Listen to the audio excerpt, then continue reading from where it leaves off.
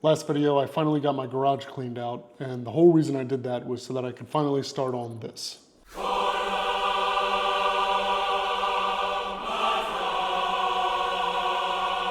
My name's Matt, and this is my garage. I just moved here about 2 months ago, and now I finally have a place to really get down to business and do the projects I want to do. This is the first engine I've ever pulled or rebuilt, and I probably have no right to be this excited about it because it's a $50 junkyard motor, but here we are. I've been messing around with Jeeps and working on cars for probably about a year now, and I've been, filming and using cameras for longer than that. But the thing I'm new to is actually talking to the camera and being on this side of it. So bear with me because we'll be figuring that out together. I guess that's probably gonna be the whole point of this channel, me kind of building stuff and breaking stuff and figuring everything out as I go. Right now, all of that's pointing to the Cherokee. I've wanted a Cherokee since I was a kid, ever since I saw the movie Breakdown. Full disclosure, it's actually a Grand Cherokee in that movie, but yeah, I've always thought the cars were really cool. I love the boxy look of them. It's just a really cool SUV that's four-wheel drive.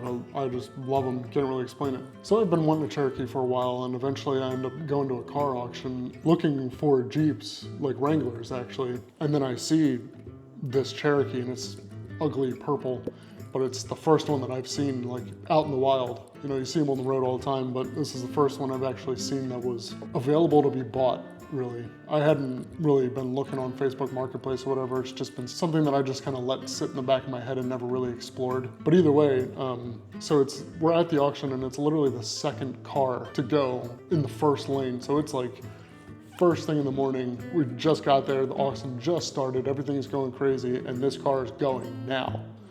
So I didn't even get a chance to look at it. I mean, I could see that it was, it looked half decent from a 10-yard away stare. So literally as I see it, it's up for bid.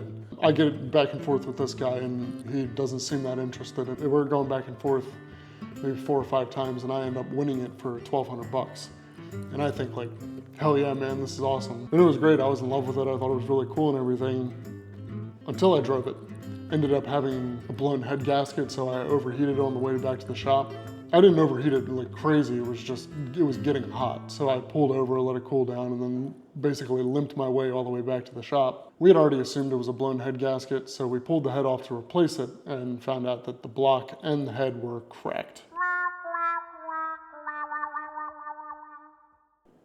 So instead of just cutting my losses, because I easily could have sold that thing on Marketplace for a grand, $1,500. I really wanted to dive into this and have this car. I loved it. It felt like fate to have bought that car. So I kind of dove right in and tried to learn everything I could. And come to find out, the Jeep 4.0s are actually very common engines to rebuild because they're very easy and very beginner friendly. So that was great, great luck on my part. So with that being said, the next thing was I needed to find a block that was in good shape, that wasn't cracked, and preferably that had a head that wasn't cracked also. So a buddy of mine sends me a Facebook listing of this guy listing an engine for $100. So I lowball him at 50 and he says, sure, I could use the space, come and get it. So I drive an hour and a half away into Amish country and pick it up from this guy. He worked on like CJ5s and everything, so he's just another Jeep guy. His YouTube's actually Jeep and Jimmy. I'll link him in the description. So shout out Jimmy, thanks for the engine. So with this engine, I'm doing a just straight stock rebuild. I've got a stock kit from Titan Engines for the 4.0. Comes with new rings, gaskets, bearings, everything. So I'm not doing a stroker, I'm not putting a stage 3 cam in it or anything like that. I just want my car to run, and I want it to run well. The main thing that really got me with this whole process was when I got the timing cover off the front of the engine, I saw this horrible hole in the front. And I was just like, great. I've gone through all this. I've torn this engine apart. I'm getting ready to rebuild it. I've spent the money on the rebuild kit, and there's a hole in this block too. And come to find out, it's common. They didn't have a better way to lubricate the timing chain, so they literally just put a hole in the front of the block. Every 4.0 has it. It's just the way they're made. It just looks horrible.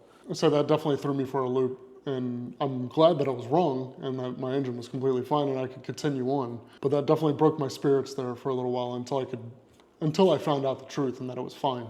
So here's where we're at now. I've got the crank torqued down. I've got 4 out of 6 pistons put in. The forward torques I just got thrown into the move, and that's why it's literally just in progress and just stopped halfway through. My main concern and the reason that I kind of lost momentum was setting the, God, I can't even think of the name of them right now, but the pins that hold the piston onto the connecting rod, I'll put whatever name it actually is. But I was completely not prepared for how to set those. I had to put them in the freezer and then heat the connecting rod end with a torch, kind of shove it into the piston and shove the pin through the connecting rod and have it all like sit level, and it just, my dad helped me and it didn't go very well. So I hope the way I did it is fine, and I hope the engine's gonna run and it's not gonna blow up the second I turn the key, but we'll find out. I don't think it's that big of a deal, but let me know in the comments and maybe I'm screwed. But either way, next thing up, I guess, is getting the last 2 pistons in, then I'd assume the cam and lifters, then the, you know, oil pump and all that. I don't know, I kind of gotta do some more research. This is as far as I've gotten. Like I said, I'm gonna be real with you. I'm not 100% sure that I've done this the right way. I've never done it before. I'm doing it by myself. So I'm not getting any feedback. So that's kind of part of the reason I wanna film this. Maybe, hopefully one of you guys can tell me before I do something stupid. So something I haven't touched on yet is why I'm actually doing this, why I'm building this car, why I didn't just making a trail rig. I want it to be nice. I want to weekend drive it and just keep it stock and just preserve it. I'd love to have it showroom ready. I mean, it's got like 150,000 miles on it, so how realistic is that really? But either way, I just want it to be a piece of history, because one day I want this to be my kid's first car. I don't even have kids yet, but we're planning on it, and I want this to be the car that they learn to drive in, that they take to school, that they have their friends pile in after a football game or something, that they're gonna learn how to fix themselves and how to maintain it. I mean, it's gonna be a 40-year-old car by then. You think about that now, that's a 1980 Camaro today, you know? I mean, of course it's not a Camaro, but still, it's gonna be really cool. So the next up, we're gonna get the 2 pistons in, eventually get this whole thing buttoned up, and then eventually actually hear it run. So if you're into building stuff like this and kind of figuring it out as you go, stick around because I've got a lot more coming.